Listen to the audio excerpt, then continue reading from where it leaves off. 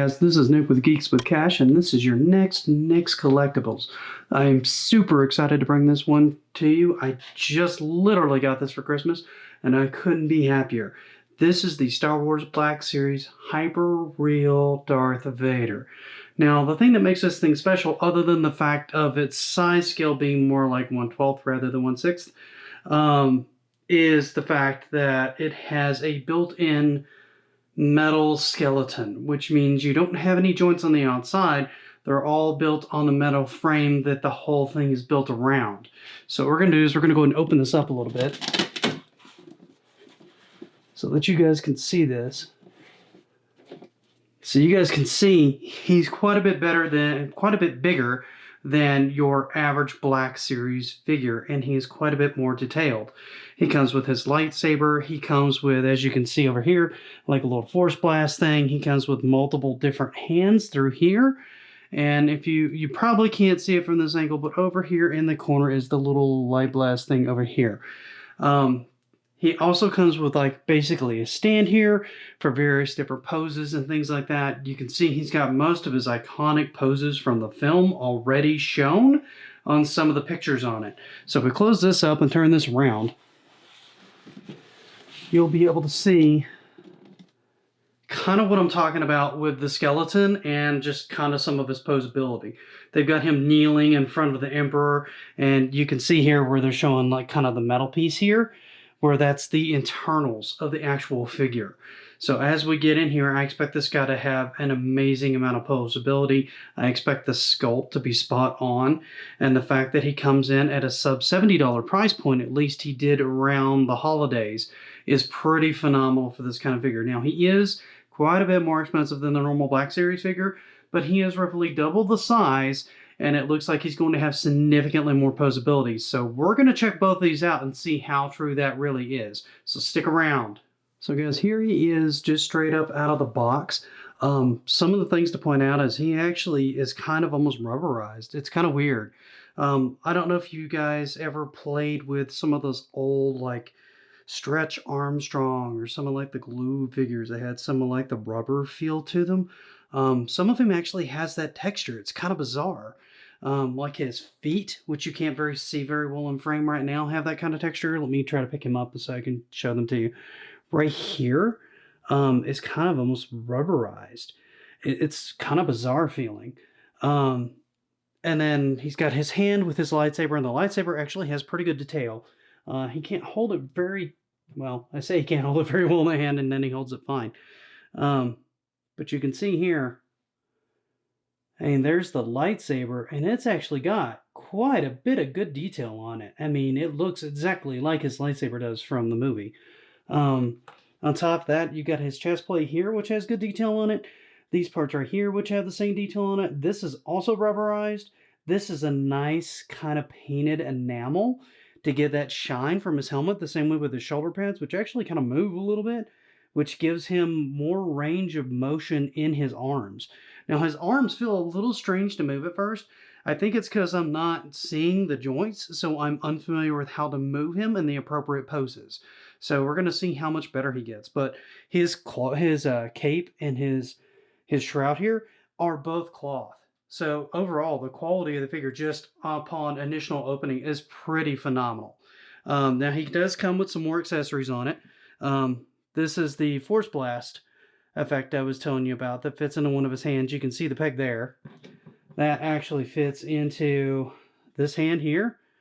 If I move it back, you can actually see the peg it fits into.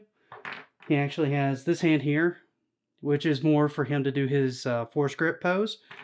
And then if I pick this one up over here, this is more for him to be able to hold his lightsaber. This is probably the more appropriate hand for his lightsaber. I didn't really think about it, but this is his right hand, and I believe he's right-handed, so that would make more sense. And then you have this hand as well, which also looks like it's pretty much designed for something very similar for him to be able to grip a lightsaber. All these attach here and here, so you can remove those and put those on. They didn't go as far with the skeleton as I thought they might have. I was really hoping they would go nuts and do individual finger digits. with the endoskeleton, which would have given you just like one hand with a little bit of rubberization that you could have manipulated the hands rather than having a bunch of different hands. I should have realized from the box and from the components of the box that's not what was going to happen. But I'm not always the smartest person in the world. So he also comes with this piece here, which is pretty much like a little stand thing for him, so he can look kind of like he's in Bespin and stuff like that, or part of the Death Star. So overall, the accessories themselves look pretty phenomenal. I'm looking forward to getting him in some more poses and things like that and kind of taking a closer look at just some of the individual components of him and showing you guys more close-ups and kind of pointing out the things that I really, really think stand out on this figure. But overall, as far as initial impressions, just out of the box, he has really good posability, even though he's a little stiff. I think that just has to do with the design of the figure and me being unfamiliar with how to move this type of figure, because I am so used to the more plastic figures with the more visible joints that having something that doesn't have those joints leaves me fumbling around a little bit trying to figure out how things exactly move. And then just kind of putting on some of the different accessories and showing you guys pointing out how those work and things like that. I think he's going to turn out to be a phenomenal one. If you can get your hands on one, my initial impression is right now I'm saying get him because he looks amazing. I don't know that we'll see a much better Vader, particularly in this scale. But let's dig a little deeper and see what else we can find. So guys, I thought I'd get this in frame real quick. I was taking off this hand here to try to put a different hand on, and I realized he's got the peg like right there. That's exactly where the hands attach. So that shows you kind of what the endoskeleton actually looks like. It was so weird, I had to start recording again real quick just to point it out to you guys. So here he is. So here he is, guys, on the stand. You can kind of see as he rotates around, you can get a good look at the kind of force blast and the fact that his arm is holding up. Now that piece is not light.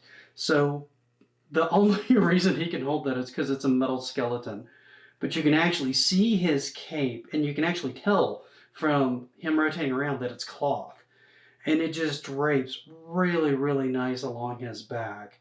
As he comes around, you can kind of see his arm, and you can kind of get a look at the texture here. You can actually see some things have actually even stuck to it a little bit.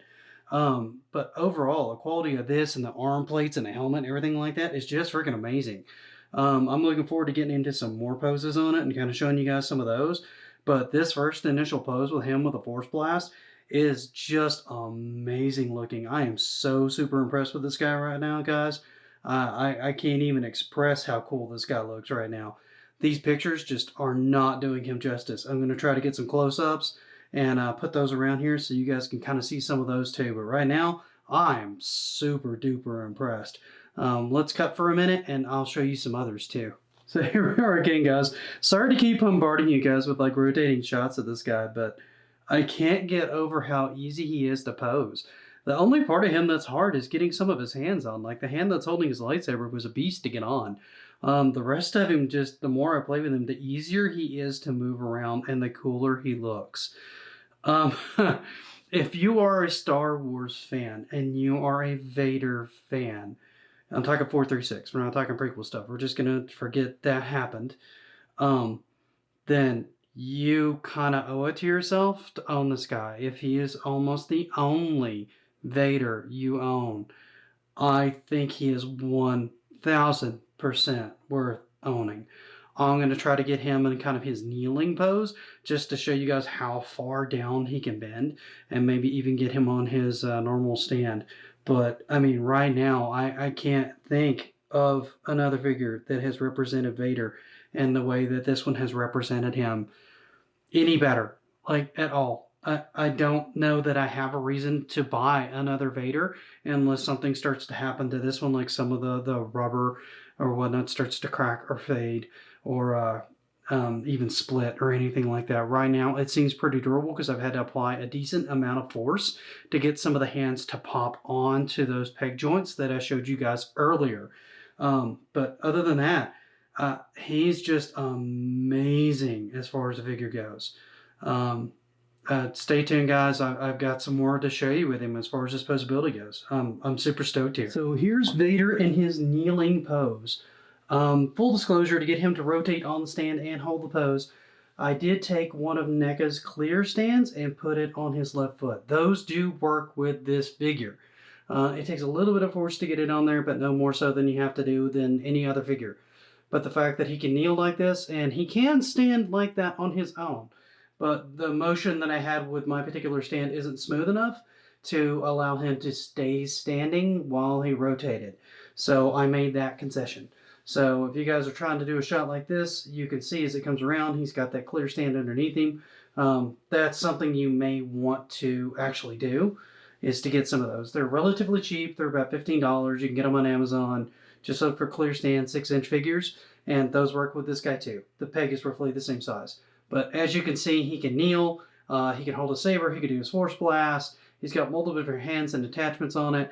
Overall, I think he is a freaking amazing figure and totally worth your money. If you are a Vader fan, if you are a Star Wars fan, if you have any love at all for episodes 4 through 6, and you want a good, amazing representation of the man himself, one of the darkest characters in cinema, I recommend picking him up. I cannot recommend this guy highly enough. He is unbelievably cool. He is unbelievably posable. He looks phenomenal from every angle on it. They spared pretty much no expense in making this guy look phenomenal. I hope they come up with some more of these. I'm hoping this is a sign of good things to come, and Hasbro really stepping up the Black Series even further than they already have. They already do quite a good job, but I think that if they start doing stuff in this line, this is going to start knocking things straight up out the park, and everybody's going to have to up their game to compete. But let me know what you guys think in the comments. Don't forget to like, subscribe, and force choke the hell out of that bell so you know when I put new stuff up. Till then, guys, have a great day.